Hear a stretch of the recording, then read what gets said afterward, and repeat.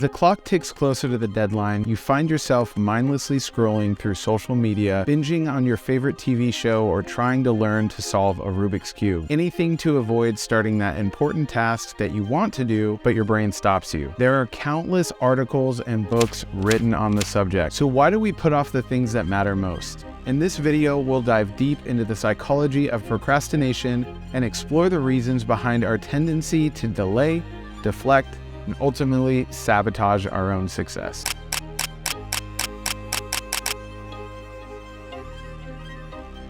Procrastination has been a huge roadblock for me, specifically when it comes to pursuing my YouTube career. There's so many ideas going through my head, but I find myself constantly putting off the actual creation and execution of those ideas. I tell myself that I'll start tomorrow or that I need to do more research before diving in, but in reality, those are just excuses to avoid taking action. Being a YouTuber is something I've wanted since I was a kid. On April 3rd, 2006, with YouTube only existing for 1 year, I uploaded my first video in beautiful, crispy 240p, doing magic, making a pen move with my mind, with the pen balanced on top of a water bottle, with no strings, no crazy gimmicks, and no video effects. Using only my mind, I made that pen move. Okay, I was just blowing on it. But then the next day, I uploaded another video, and 2 days after that, another video, and then after that, another video. I wasn't uploading frequently because I wanted to beat the YouTube algorithm. I wasn't even concerned about views, tags, or algorithms. I was uploading simply because I wanted to share my passion with the world. Fast forward to December 9th, 2017,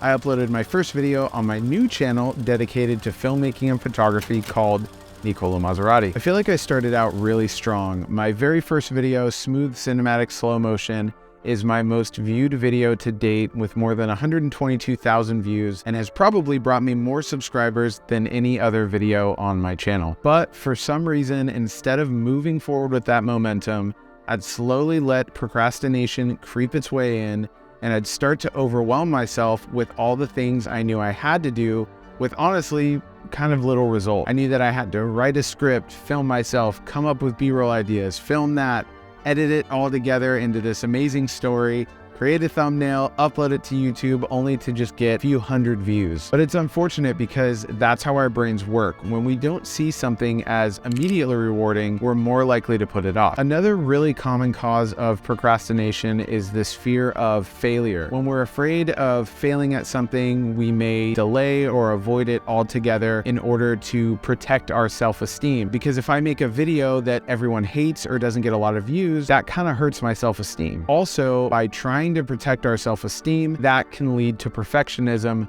which also leads to procrastination. We create these super high standards for ourselves and then feel overwhelmed about potentially not living up to them. Even while I was writing the script for this video, thoughts of doubt and insecurity flooded in my head. Procrastination is a coping mechanism that our brains use to try and protect us from our insecurities, our anxieties, and even potential boredom about the task. So how can we break this cycle? Well, I've got 3 practical steps for overcoming procrastination. Point number 1. The 5-minute rule. This idea of the 5-minute rule involves committing to working on a task for just 5 minutes with the understanding that after those 5 minutes, you can decide whether or not to continue working on the task. And this works because it helps people overcome the inertia that a lot of times comes with starting a task. A lot of people find that once they start working on a task, they become more motivated to continue and complete it. One of the benefits of the 5-minute rule is that it makes a task seem less daunting. When faced with a seemingly large or complex task, we'll put it off because it feels overwhelming. But by committing to just 5 minutes of work, the task becomes more manageable and we're less likely to take the first step. Another big benefit of the 5-minute rule is that it helps us overcome perfectionism. A lot of times we procrastinate because we're afraid of the end result not being perfect. But by committing to just 5 minutes of work, we can overcome this anxiety about it and just get started. Even if we don't complete the task perfectly in those 5 minutes, we've at least made progress. Now, just know there could be days where the 5 minutes pass and you decide to be done. But here's the cool thing. Once you finish that 5 minutes, you're only another 5 to 10 minutes away from flow state. Now, I could make an entire video about flow state, and I probably will, but essentially flow state is the experience of being so mentally absorbed by a task that your attention is completely held by it. You lose sense of time and everything else seems to become less important. Once you're here, you've successfully hacked your brain into working on the task. Point number 2.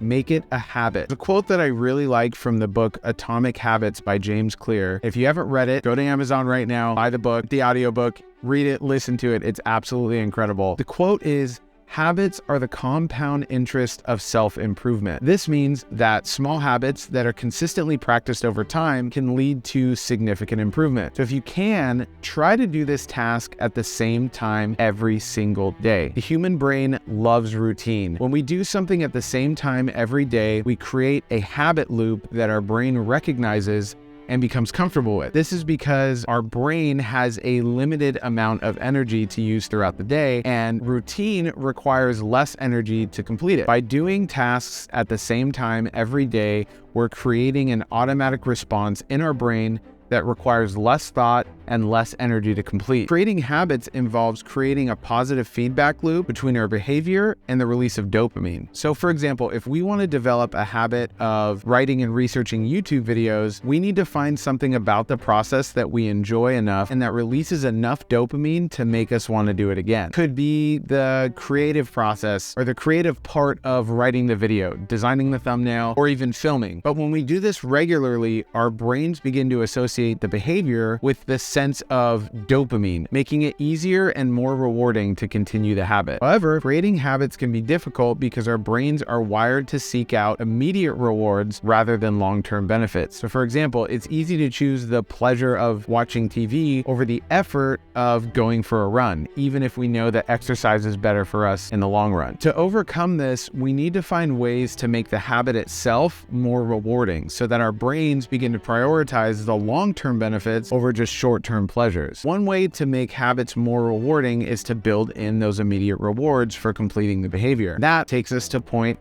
number 3. Point number 3, how does it make you feel? Once you've finished your task for the day, write down how doing the task made you feel. It definitely doesn't need to be anywhere close to an essay. Just a sentence or two will do the trick. The reason writing down how the task made you feel is because chances are you're happy that you did it and it actually felt good to do it. So when you write down that it made you feel good, you're reminding your brain that this was a good thing and it should crave it more. By associating the task with immediate rewards, we create a positive feedback loop that reinforces the behavior and makes it more likely to become a habit. There you have it. These are some of the techniques that you can try when you feel like you want to procrastinate. This is definitely stuff that I'm putting into practice. But if you guys enjoyed this video and you want to see more of this kind of self-development type stuff, make sure you hit that subscribe button and make sure you hit like for the YouTube algorithm, and let me know in the comments what kind of procrastination hacks do you guys use to get stuff done.